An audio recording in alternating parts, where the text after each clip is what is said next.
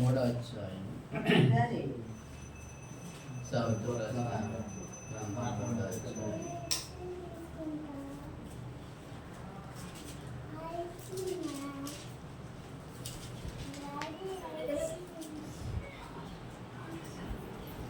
మూడో అధ్యాయం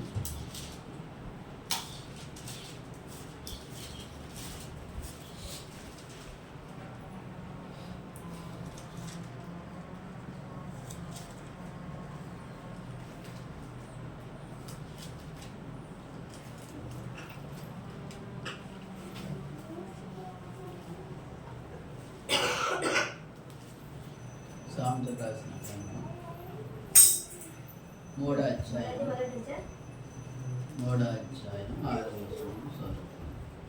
నీ ప్రవర్తన ఆయన అధికారానికి ఒప్పుకోను, అప్పుడు ఆయన నీ త్రావులను సరాలు చేయను. జ్ఞానం కదా అని యెహోవాయందు భయభక్తులు కలిగి అప్పుడు నీ దేహానికి ఆరోగ్యమును నీ ఎముకలకు సత్తువయు కలుగును.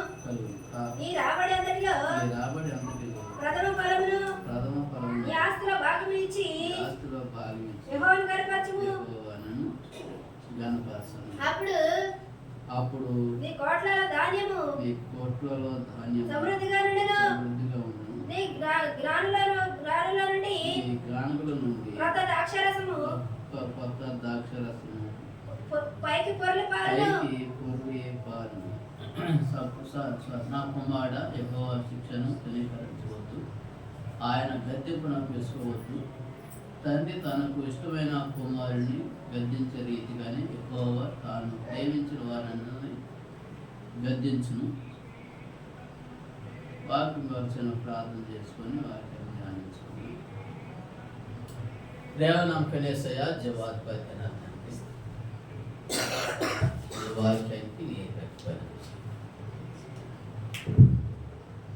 వెనగల సేవ వెనగల హృదయాన్ని దయచి నిద్రమొత్తనాన్ని పరచయానికి అల్లారికి ఆటపాటలు స్థానాలు అధికారి ఈ ఆత్మాని సన్నిధి నీ కాపాడు, నీ ప్రసన్నత అనుగ్రహించమని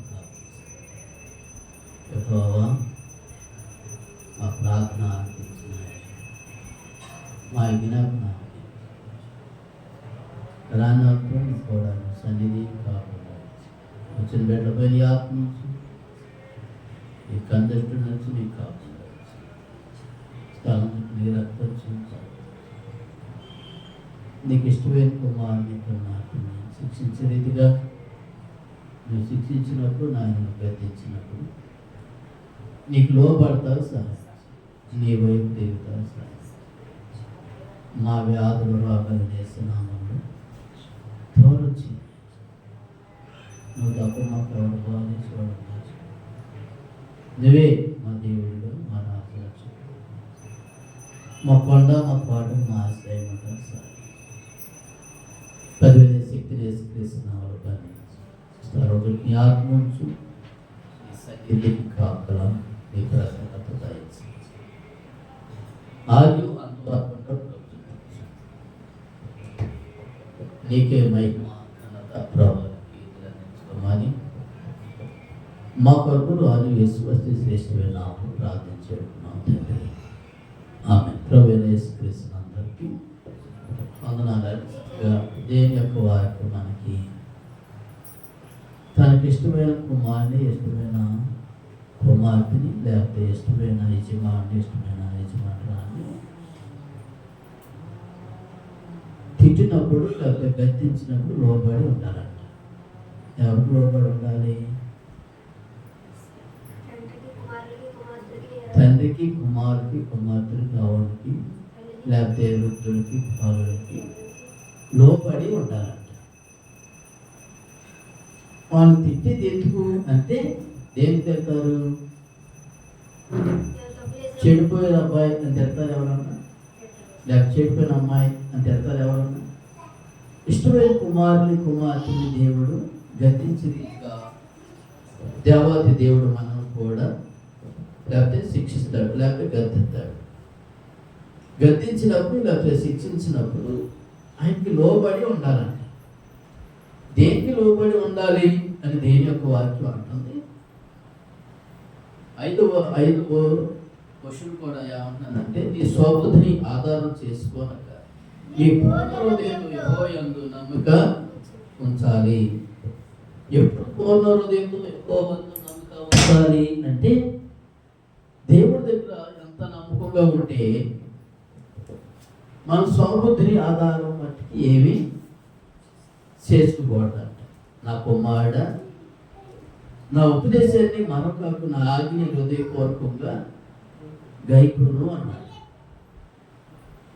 హృదయపూర్వకంగా గైకొనాలి అంటే దేవుడి మాట మనం వినాలి. దేవుడి మాట వింటే అప్పుడు దేవుడు మన ప్రార్థన ఆలకిస్తాడంట. హృదయపూర్వకంగా దేవుని యొక్క ఆజ్ఞని మనం గైకొనాలంట. నీ దేవుడే యెహోవాను నేను తప్ప వేరొక దేవుడు మీకు ఉండకూడదు అన్నాడు. ఎందుకు ఉండకూడదు అని అన్నాడంటే, ఆకాశం అందే కానీ, భూమి అందే కానీ, భూమి కింద నేల అందే కానీ దేని రూపమైన విగ్రహాలు మీరు చేసుకోకూడదు, వాటికి సాగిలు పడకూడదు, వాటికి నమస్కారం చేయకూడదు అని ఖచ్చితంగా లేఖనాలు నిర్గమకాండంలో లేఖనాలు మనకి ఖచ్చితంగా చెప్తుంది. 21వ అధ్యాయంలో ఇవన్నీ ఆజ్ఞలు హృదయపూర్వకంగా గైకొని ఉండాలి. ఎందుకు హృదయపూర్వకంగా గైకొని ఉండాలి అంటే, నీ దేవుడిని ఎక్కువ ఆజ్ఞాపించిన ఆజ్ఞలన్నింటినీ హృదయపూర్వకంగా గైకొని ఉండాలి. కనిపించిందా? నిర్గమకాండంలో దేవుని యొక్క ఆజ్ఞలు 20వ అధ్యాయం కాడ 20వ అధ్యాయం మొదటి వస్తువులు దేవుడు ఆజ్ఞలన్నీ వివరించి చెప్పాడు. నీ దేవుడైన నేనే దాసులకి గృహమైన గాని ఐగుప్తుల దేశంలో నుండి మిమ్మల్ని ఎక్కడి నుంచి రప్పించాను? బానిసత్వంలో నుండి మిమ్మల్ని వెలుపలికి నేను రప్పించాను. ఎందుకు మిమ్మల్ని బయటికి రప్పించాను అని దేవుని యొక్క వాక్యం అంటుంది. చూడండి, అక్కడ అంటున్నారు, నేను తప్ప ఏరొక దేవుడు మీకు ఉండకూడదు. పైన ఆకాశం అందే గాని, కింద భూమి అందే గాని, భూమి కింద నేల అందే గాని, దేని రూపం కానీ విగ్రహాన్ని కానీ మీరు చేసుకోకూడదు. వాటికి సాగిలు పడకూడదు, వాటిని పూజించకూడదు. ఏలయనగా నీ దేవుడైన యెహోవాను నేను. ఎలాంటి వాళ్ళంట? దేవుడికి కోపం వస్తుంది. ఏ చేస్తే దేవుడికి ఇష్టం లేదు అన్ని చేస్తే దేవుడికి కోపం వస్తుంది. రోషం లేదే, చచ్చేసినప్పుడు పావేనా గొప్పపాటు కత్తిదని సత్తా ఉండగానే ఏం చేస్తుందండి? అది కాటేస్తుంది. 2 బండ్లు ఆగితే అది ఎందుకు ఆగేది అనుకోండి, నేను గొప్పపాటు వచ్చేవాడు రోడ్డు ఖండంగా పాము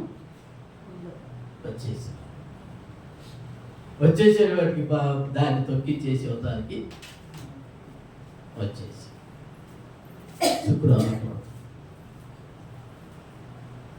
బస్సు తొక్కేసిన వెనక్కి తిరిగి వెళ్తే బస్సు తొక్కలేదు, కానీ అది వెనక్కి తిరిగి వెళ్ళిపోయి అందుకోసమే నీ దేవుడు యెహోవాను నేను తప్ప ఏదో దేవుడు మీకు అంటావు. నేను రోషం కలిగిన దేవుడిని.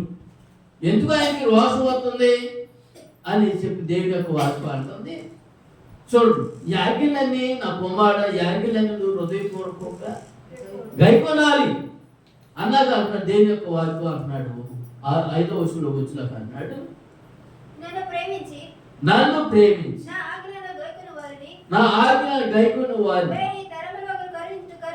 ఎక్కడ ఎన్ని తరాల వారు? 1000 తరాల వారికి నా ఆజ్ఞల్ని గైకొని నా మాటలు గైకొన్న వారికి నేను 1000 తరాల వారికి మీకు దీర్ఘాయుసు నేను అనుగ్రహిస్తాడు. ఎప్పుడో మీకు అనుగ్రహిస్తాడు అని దేవుని యొక్క వాక్యం అంటుంది. చూడండి, దేవుని యొక్క వాక్యంలో మనకి లేఖనాలు ఖచ్చితంగా చెప్తా ఉంటాయి. 5వ వచనంలో ఏమంటున్నాడు? ఏలయనగా నీ దేవుడైన యెహోవాను నేనే, రోషం కలిగిన దేవుడను. నీ దేవుడైన యెహోవా నామాన్ని మీరు వ్యర్థంగా 6వ వచనంలో అంటున్నాడు, నన్ను ప్రేమించి నా ఆజ్ఞలను గైకొను వారిని ఏ తరాలు వారు దేవుడు కరుణిస్తాడు. ఇప్పుడు ఎన్ని తరాలు వచ్చినాయిరా నాయన అంటే ఎన్ని తరాలు? అంతకేతో యేసుక్రీస్తు వారు ప్రభు రాఖ్యతో కాలంలో 57 తరాలు. యేసుక్రీస్తు వారు ప్రభు వారు వచ్చిన తర్వాత ఎన్ని తరాలు? 24 తరాలు. 2024.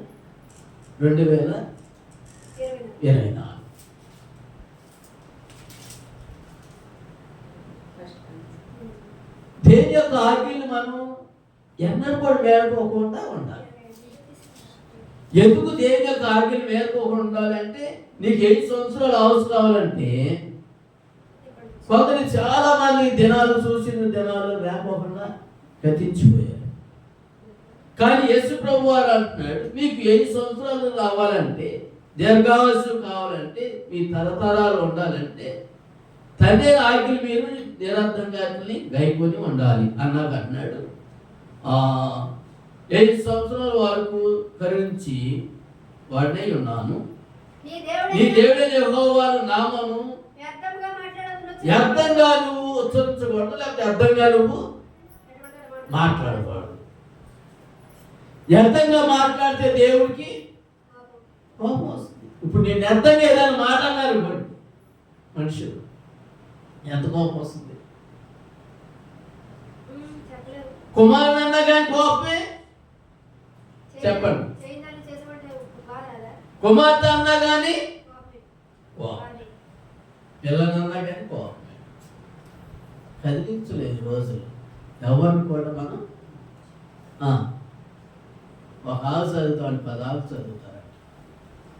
అందుకోసమే యేసుక్రీస్తు వారు ప్రభు అంటున్నాడు, లేకపోతే యెహోవా దేవుడు చెప్తున్నాడు, దేని యొక్క వాక్యం నువ్వు విశ్రాంతి దినాన్ని పరిశుద్ధంగా జ్ఞాపకం ఉంచుకోవాలి. ఆ దినాలు నువ్వు కష్టపడి, ఆ దినాల వారికి నువ్వు కష్టపడి, ఎన్ని దినాలు వారికి? ఆ దినాలు నువ్వు కష్టపడి 7వ దినాన్ని విశ్రాంతి దినం నువ్వు ఆచరించాలి. పని చేసుకోవచ్చు, దాంట్లో తప్పేమి కాదు. కాబట్టి యేసుక్రీస్తు వారు ప్రభు వారు అన్నాడు, విశ్రాంతి దినాన్ని నువ్వు అనుసరించుకోవాలి. దేవుని యొక్క విశ్రాంతి దినాన్ని నువ్వు అనుసరించుకుంటూ ఉండాలి. అనుసరించలే కనుక దేవుని యొక్క వాక్యం అంటుంది 9వ వచనంలోకి వచ్చాడు, ఆ దినాలు నువ్వు కష్టపడి పనిచేసి అంతయు చేసిన వాళ్ళను 7వ దినమున నీ దేవుడైన యెహోవాను విశ్రాంతి దినము దానిలో నీవే గాని, నీ దాసే గాని, నీ పశువే గాని, 10వ వచనం నీవే గాని, నీ కుమారుడే గాని, నీ కుమార్తె గాని, నీ దాసుడే గాని, నీ దాసురాయే గాని, నీ పశువే గాని, నీ ఇంట్లో ఉన్న పరదేశే గాని ఏం చేయకూడదు? ఏ పని చేయకూడదు. మనమే వద్దాం కానీ మన కుమారుడు తీసుకురాము, మన కుమార్తె తీసుకురావాల్సి వస్తే మనకెందుకు?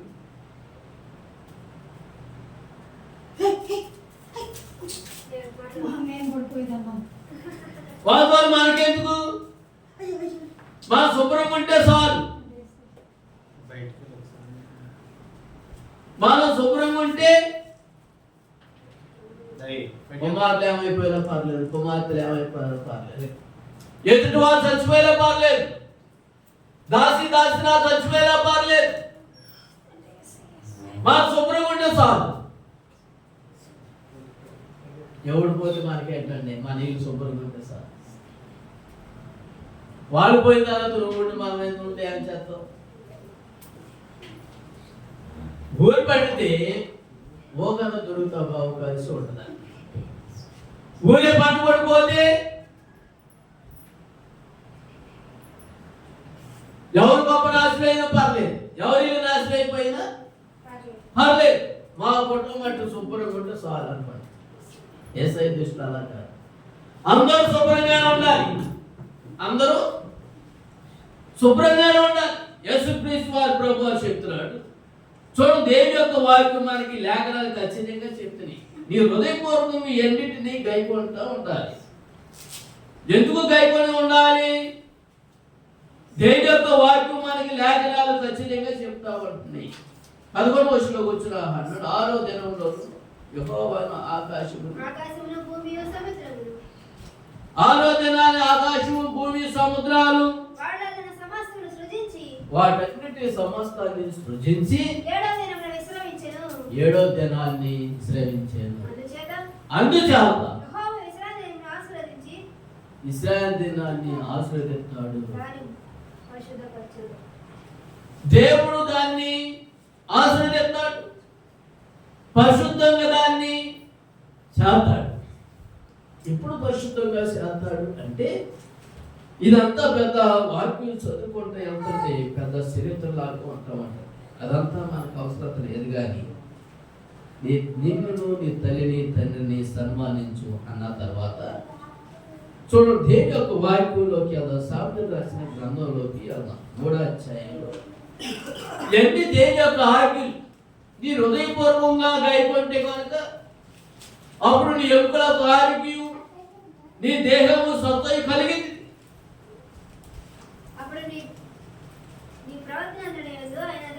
నీ ప్రవర్తన అంతటి యందు నా కుమారుడా, నా ఉపదేశాన్ని నువ్వు నా ఉపదేశాన్ని మరో కాదు, లేకపోతే ఆలకించు, వాటిని గైకొంటూ ఉండు.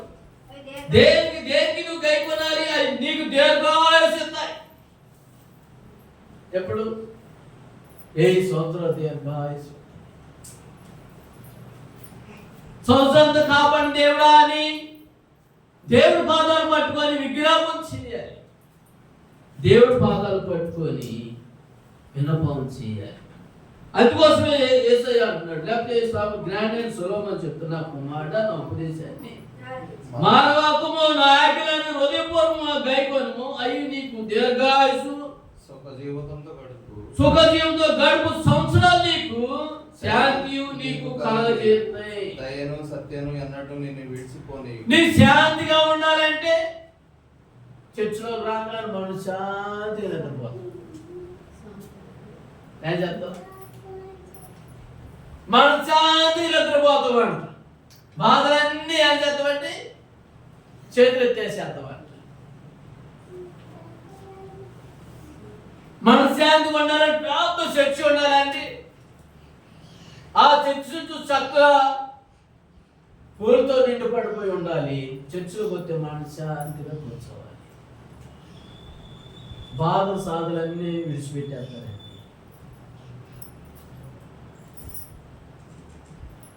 భక్తులు అంటారు, లేకపోతే విశ్వాసులు అంటారు. ఈ మనశ్శాంతిగా ఉండాలంటే దేవుని యొక్క వాక్యం ఏమంటుందంటే, నువ్వు మనశ్శాంతిగా ఉండాలంటే ఏం చేయాలి? నీ హృదయం నుంచి అన్నిటినీ, నా కుమారుని అన్నిటినీ, నా ఉపదేశాన్ని మరవకము, నా ఆజ్ఞ నీ హృదయపూర్వకంగా గైకొనుము. అవి దీర్ఘాయువును సుఖజీవంతో గడుపు, సంవత్సరాలు నీ శాంతిని నీకు కలుగజేయును. శాంతి నీకు కలుగజేయాలి.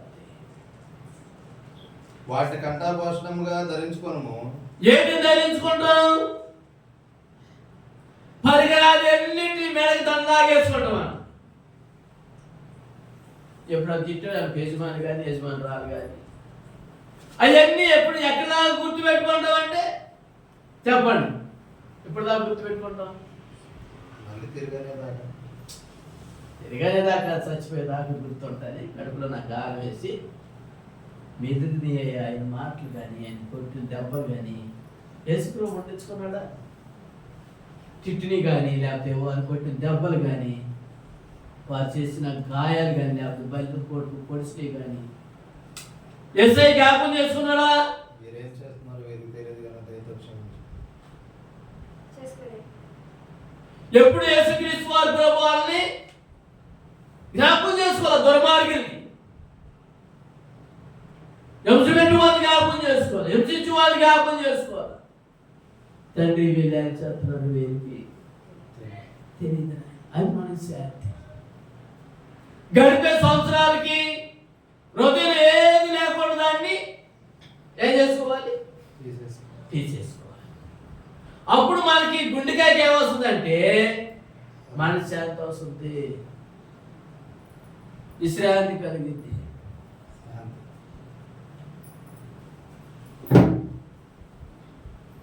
ఎప్పుడు మనకి మనశ్శాంతి దొరికింది? ప్రభు పాదాలు పట్టుకుంటే మనకి మనశ్శాంతి. దావీదు మహారాజు లేదా జ్ఞానేశ్వర సొలొమోను అన్నాడు, దేవుని యొక్క వాక్యం ఏమంటుందంటే నీకు దీర్ఘాయుస్సు రావాలంటే, నువ్వు సుఖజీవిత సంవత్సరాలు గడపాలంటే శాంతి నీకు దేవుడు ఒక ఆయన సత్యనారాయణ అనే ఒక ఆయన ఉన్నాడు. శాంతి చేయించాడు. ఏం చేయించాడు? శాంతి చేయించడం తెలుసా? ఎంతమంది కావాలి?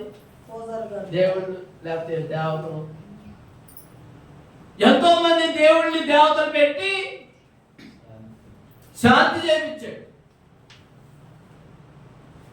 దేనికి శాంతి చేయించాడు?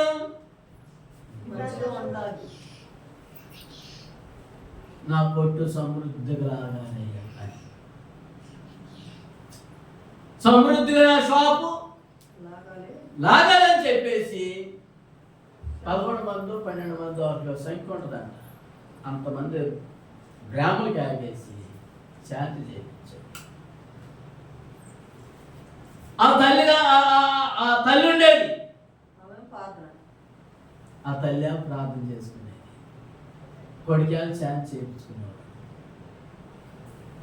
అయ్యగారు ఇవాళ ప్రార్థన చేయలేదు, మా షాపు లాగలేదు. మీకెందుకమ్మా షాపు?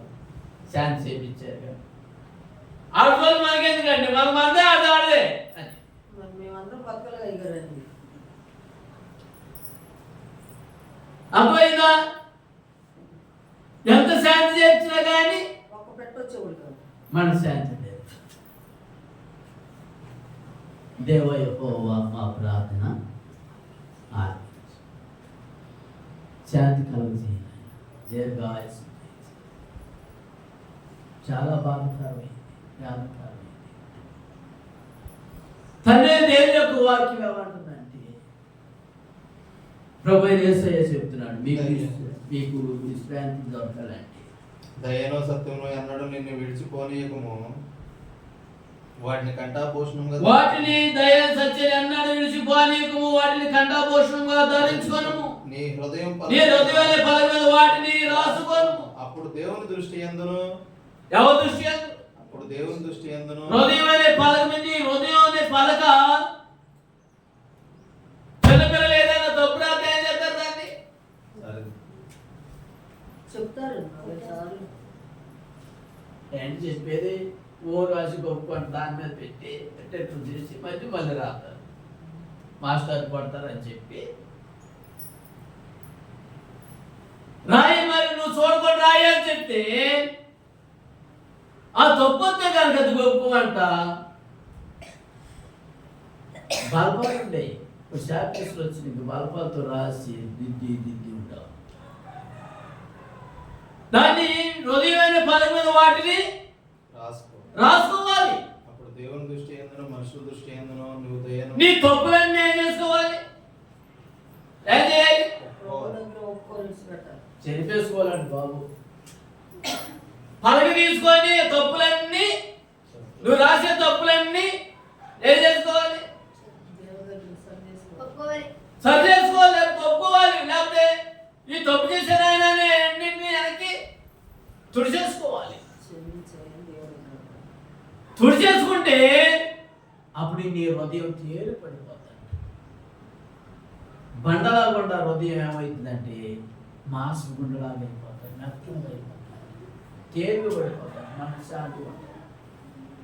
ఈ చెత్త చెదరం అంతా పగనిండా రాసి అనుకోండి. మొయ్యలేదు గుండె.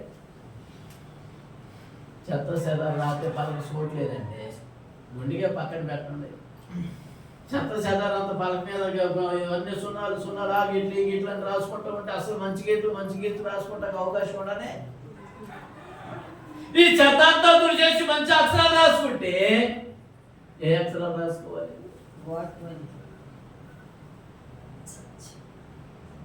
దేని యొక్క వాక్యం రాసుకోవాలి, దేని యొక్క మాట మనం జ్ఞాపకం పెట్టుకోవాలి. అందుకోసం వేసయ్య అంటున్నాడు, తండ్రి దేని యొక్క వాక్యం ఏమంటుందంటే అప్పుడు దేవుని దృష్టి యందును దేవుని దృష్టి యందును మానవ దృష్టి యందును ఎవరి యందు? దేవుని దృష్టి యందు మానవ దృష్టి యందు నువ్వు ఏం కావాలంటే దయ కావాలి. మంచివాడు అనిపించుకోందు. ఎవరు అనిపించుకోవాలి? మంచివాడు.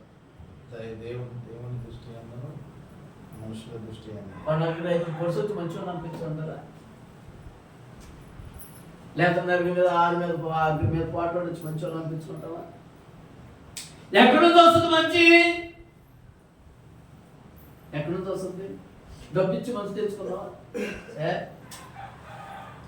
ఎంత డబ్బిచ్చినా కానీ నీకు మంచితనం రాని వస్తుందంటారా? వీరిని కట్టలేని మనిషికి మనిషి అంటే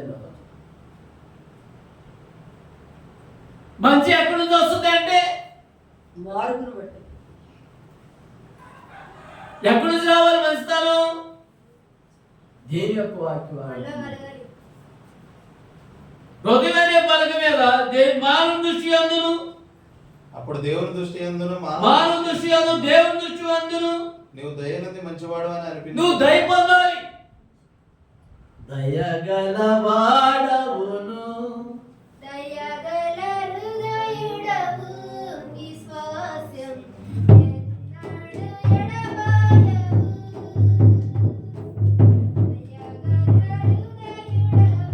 ఎప్పుడు మనకి దయగల హృదయం కావాలి అంటే ప్రభు దగ్గర దయగల హృదయం మనకి కావాలి.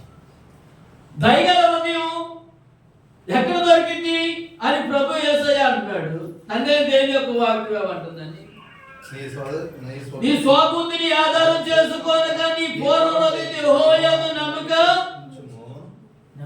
ఉంచాలి. అప్పుడు నమ్మకం అసలు ఏమీ దొరకదు. నమ్మటం నీ వల్ల అయితే నమ్మవారి సమస్తం సాధ్యమే. నువ్వు నమ్ము, ప్రభు పాదాల దగ్గర విజ్ఞాపన చేయి.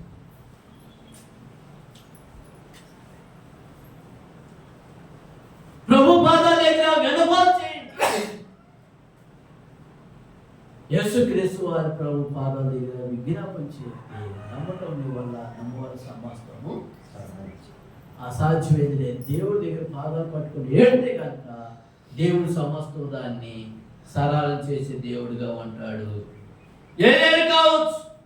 అందుకోసమే దేవుని యొక్క వాక్యం ఏమంటుందంటే నీ ప్రవర్తన అంతటి యందు ఆయన అధికారానికి ఒప్పుకోను. అప్పుడు ఆయన నీ త్రోవలను సరళం చేయు. నీ ప్రవర్తన అంతటి ఆయన అధికారానికి ఒప్పుకోవాలి. ఆయన అధికారి ఏం పని చేస్తుంది? నా అధికారి చీకతో చూడు అంటారా? నేను జ్ఞాని కదా అనుకోవద్దు. ఆయన అధికారి ఏం పని చేస్తుంది? నా అధికారం నా తెలివితేటలు ఉపయోగంతో చూడు అంటామంట.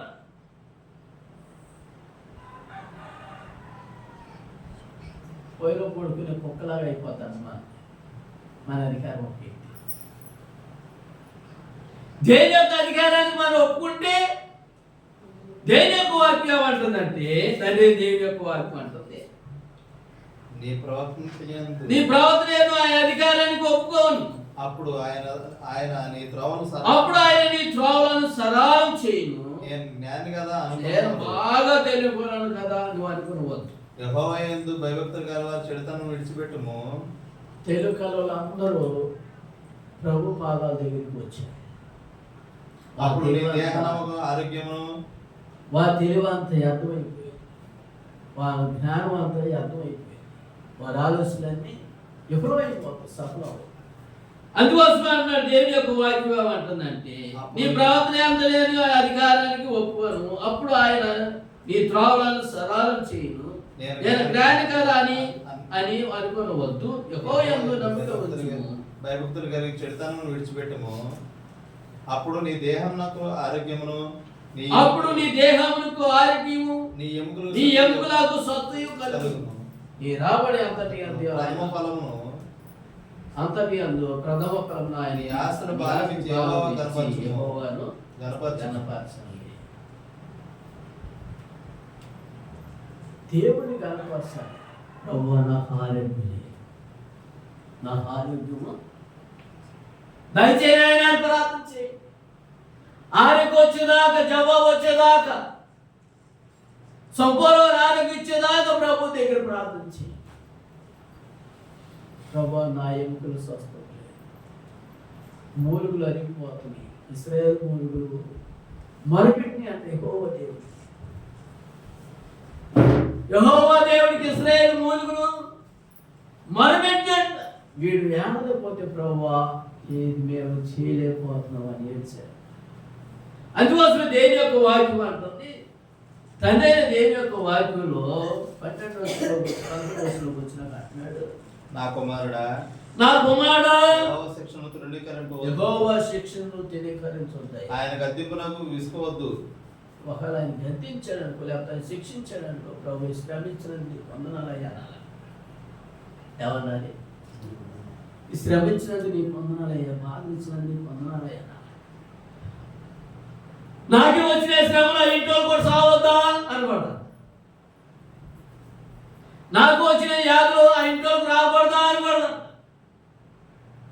శ్రమలు బాధించినందుకు నీకు వందనాలయ్యా అనాలి. అప్పుడు దెయ్యానికి సిగ్గు అవమానం కలిగింది, నీకు జయం అని గ్రహించాలి. యెహోవా ఇచ్చిన యెహోవా నామమున మహిమ కలుగు గాక అన్నాడు. ఆ దెయ్యానికి సిగ్గు అవమానం కలిగింది, దేవుడికి జయాన్ని అనుగ్రహించాడు. యేసు ప్రభువారు అన్నాడు, యెహోవా దేవుడు చెప్తున్నాడు, జ్ఞానైన సొలొమోను మాట్లాడతావు అంటున్నాడు, తండ్రి తనకు ఇష్టమైన కుమారుని గద్దించే రీతిగా తాను ప్రేమించు వారిని గద్దించును. జ్ఞానం సంపాదించువాడు ధన్యుడు. జ్ఞానాన్ని సంపాదించుకోండి ధన్యుడు. వివేచన కలిగిన నరుడు ధన్యుడు. వివేక్షము కలిగిన నరుడు ధన్యుడు. వివేక్షం కలిగిన నరుడు ధన్యుడు. వెండి సంపాదించడం కంటే జ్ఞానం సంపాదించడం మేలు. వెండి బంగారాల కంటే మెదడు పెంచాలంట, జ్ఞానాన్ని పెంచాలంట. మీకు మేకరమైన జ్ఞానం సులభం అంటున్నాడు. ఎబ్రియలు రాసిన పత్రికలో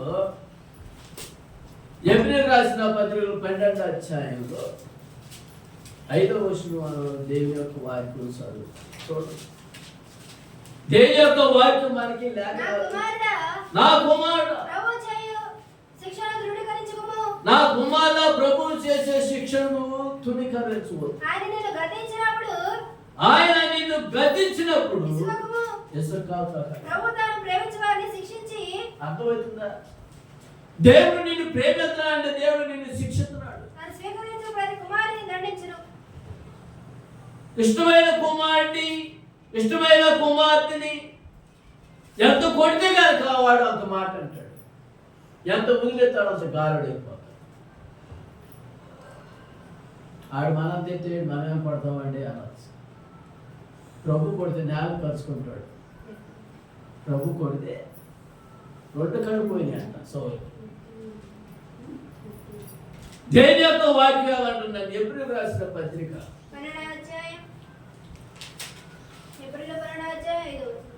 12వ రాసిన పత్రికలో దేవుని యొక్క వాక్యం మనకి ఖచ్చితంగా చెప్తా ఉంటుంది.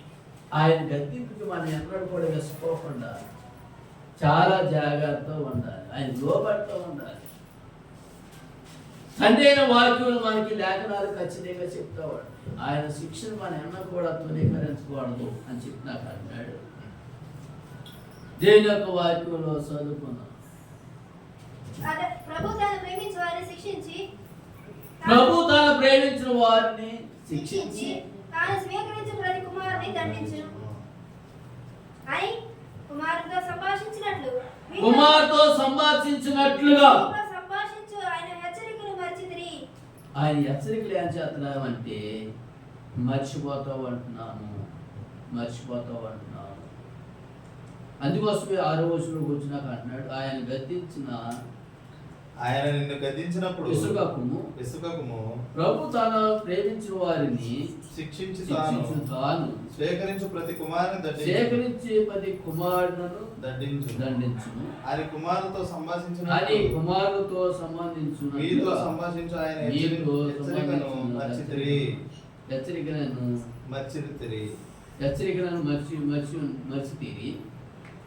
శిక్ష ఫలం పొందుటకే మీరు సహించున్నారు. దేవుడు కుమారులుగా మిమ్మును దేవుని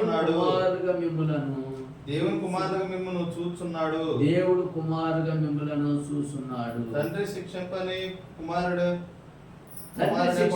కుమారుని ఎవడు? కుమారులైన వారందరూ శిక్షలు పొందుతున్నారు. కుమారులు వారందరూ శిక్షను పొందుతున్నారు. మీరు పొందని ఎడల మీరు పొందకుండా ఉండిన ఎడల దుర్జులు లేని గాలి కుమారులు కారు. మరియు శరీర సంబంధులైన తండ్రులు మనకు శిక్షులై ఉండిరి. శరీరులైన తండ్రులు మనకు శిక్షులై ఉన్నారు. వారి యందు భయభక్తులు కలిగి ఉంటిమి. ఏమన్నారు? వారి యందు భయభక్తులు కలిగి ఉంటిమి. అట్లయితే ఆత్మకు తండ్రి అయిన వారిని మరి ఒకరి లోబడి బ్రతుకోవాలని కదా. ఎవరు లోబడి బతకాలి? ఆత్మ తండ్రులైన వారికి లోబడి బతకాలి. ఆత్మ తండ్రి ఎవరు? యేసయ్యకి లోబడి మనం బతకాలి. శరీర తండ్రులకు లోబడపోయినా కానీ ఆత్మైన తండ్రికి మనం లోబడాలి. వారు కొన్ని దినముల మట్టుకు తమకు ఇష్టలుగా వచ్చినట్లు మనలను శిక్షించరు గాని కొన్ని దినాలు వారికి, కొన్ని రోజుల వారికి శిక్షించరు గాని మరి మనము తన పరిశుద్ధతలో పాల్పొందవలనని మన మేలు కొరకే ఆయన శిక్షించున్నాడు. దేని కొరకు? మన మేలు కొరకే. ఈ శ్రమ వచ్చిందంటే మన మేలు కొరకే, బాధ వచ్చిందంటే మన మేలు కొరకే. ముందుగా జాగ్రత్త పడతాయి. అమ్మో ఇది తయారైపోతుందా అని శిక్షణ గుర్తెలుగుతారు. దేవుని యొక్క వాక్యంలో మనకి లేఖనాలు ఖచ్చితంగా చెప్తా ఉంటున్నాయి. ఎందుకు ఆయన లేఖనాలు మనకు చెప్తున్నాయి అంటే, ప్రభువు మనకి లేఖనాలు తనకి ఇష్టమైన కుమారుడు లేకపోతే ఇష్టమైన కుమార్తె శిక్షించే రీతిగా దేవుడు మనల్ని శిక్షిస్తున్నాడు. ఎందుకు ఆయన మనం శిక్షిస్తున్నాడు అంటే ఆయనకు లోబడి ఉండాలని, లేకపోతే ఆయనకి విధేయుడిగా ఉండాలని. దేవుని యొక్క వాక్యంలో ఒక మాట ఏమని రాయబడి ఉందంటే, చిన్న వాక్యం చదువుకున్నాం. ఇక్కడ పరిశుద్ధమైన గ్రంథాలు లేఖనాలు మనకి ఖచ్చితంగా చెప్తా ఉంటున్నాయి. చూడండి 15వ అధ్యాయం అనుకుంటా. చూద్దాం ఒక నిమిషం. దేవుని యొక్క వాక్యం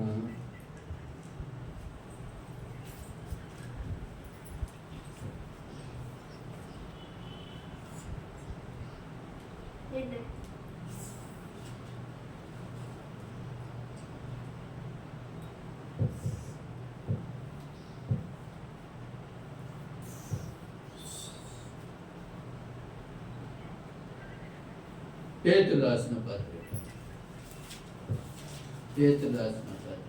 మొదటి పేతురు 5వ అధ్యాయం 6వ వచనం.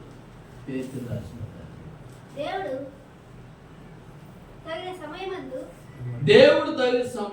మిమ్మల్ని హెచ్చించినట్లు ఏం చేస్తాడు?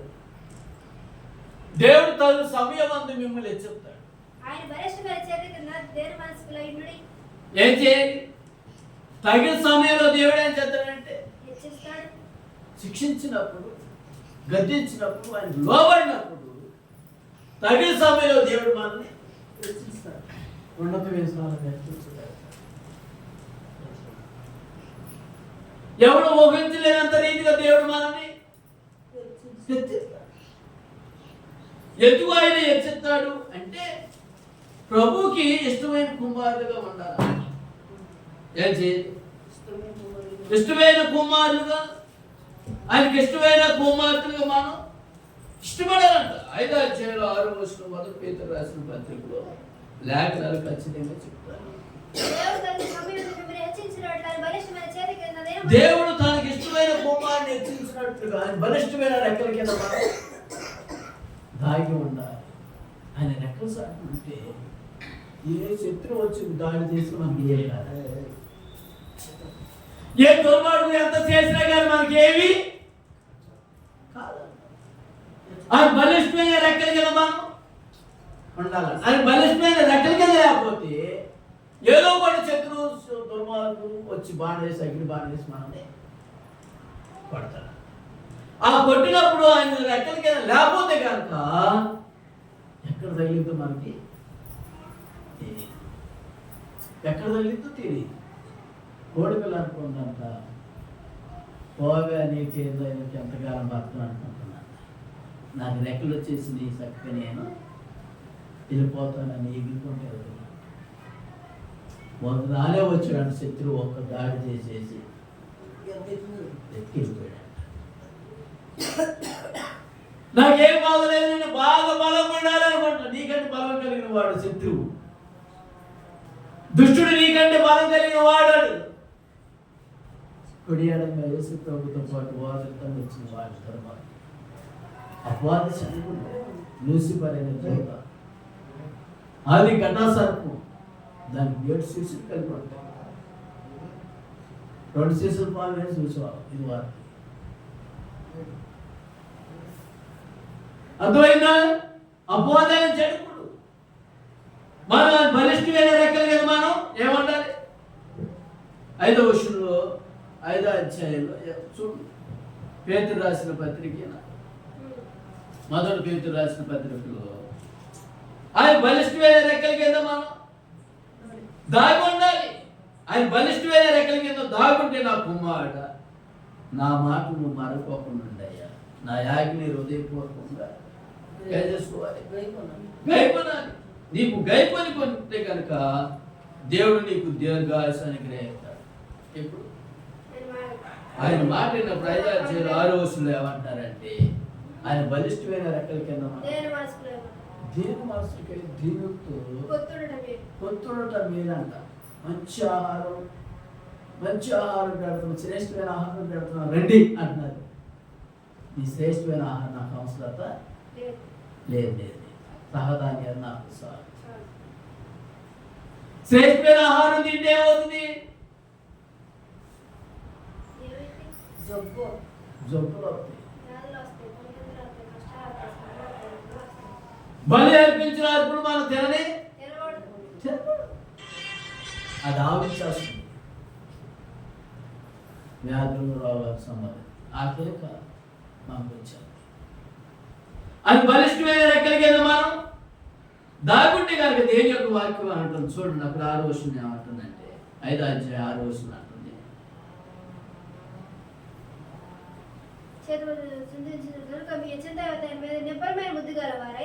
నిబ్బరమైన బుద్ధి కలిగి ఉండాలి. ఏ బుద్ధి? నిబ్బరమైన బుద్ధి ఉండాలి. నిబ్బరం లేకపోతే ఏం చేసినా కానీ ప్రయోజనకరం మనకి. నిబ్బరమైన బుద్ధి కలిగి ఉంటే కనుక అన్నాడు, మీ విరోధైన అపవాది ఎవరు మింగినా అని.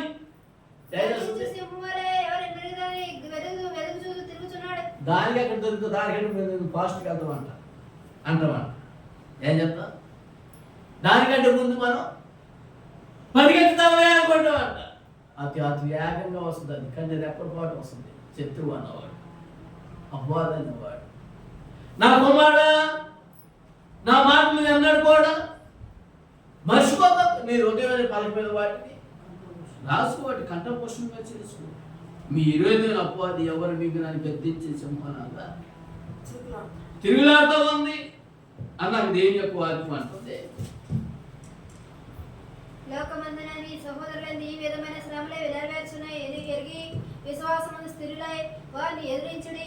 తన నిత్య మహిమకు క్రీస్తునందు మిమ్మల్ని పిలిచిన సర్వకృప నిధి దేవుడు కొంచెము కాలమును మిమ్మల్ని శ్రమపడిన పిమ్మట తానే మిమ్మల్ని పూర్ణులుగా చేసి స్థిరపరిచి బలపరచును.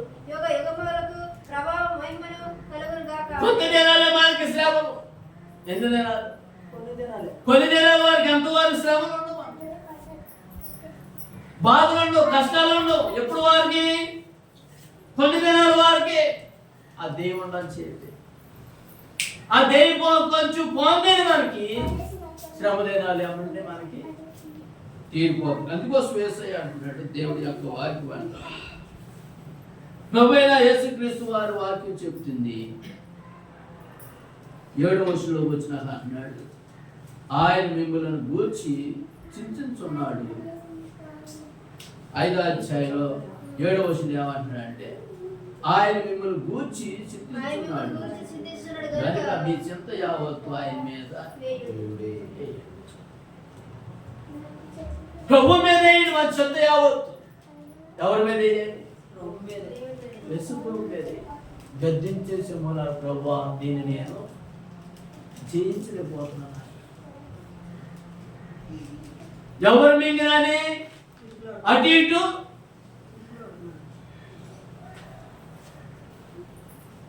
తిరుగులాడుతూ ఉంటాడు. మీ చింత యావత్తు ఆయన మీద. అందుకోసం యేసయ్య అంటాడు, తండ్రి దేని యొక్క వాక్యం అంటుంది, చూడండి ఆయన మీ చింత యావత్తు ఆయన మీద వేయండి, యావత్తు ఆయన మీద వేయండి, నిబ్రైన బుద్ధి కలిగి మెలకుగా ఉండండి. మెలకుగా ఉండండి. ఏం చేయాలి? ఏముండాలి? నిబ్రైన బుద్ధి కలిగి ఉండాలంట. ఒకే శరంగా ఉండాలంట. మెలకుగా ఉండాలంట. మెలకు లేకపోతే నిద్రపోయేవనుకో మన ఇంట్లో ఉన్న సామానం ఎత్తుకెళ్ళిపోతాడు. ఎవరు? దొంగలు సాతానే ఎత్తుకెళ్తారుగా. దానికి హృదయం ఉండేవన్నీ అది వచ్చి కూడుకొని పెట్టింది. ఇంట్లో ఉండేవన్నీ మొత్తం వాడు వచ్చేసి పట్టుకోలేతున్నారండి. ఇప్పుడు మీ ఇంటికి చేరమంటామమ్మా, అవి పంటవమ్మ, ఈ పంటవమ్మ వచ్చేసి చెప్పేసి అది మొత్తం గొంతులాగా మా మొహం కాడ పెట్టేసి పేరు కొంచెం తలంగానే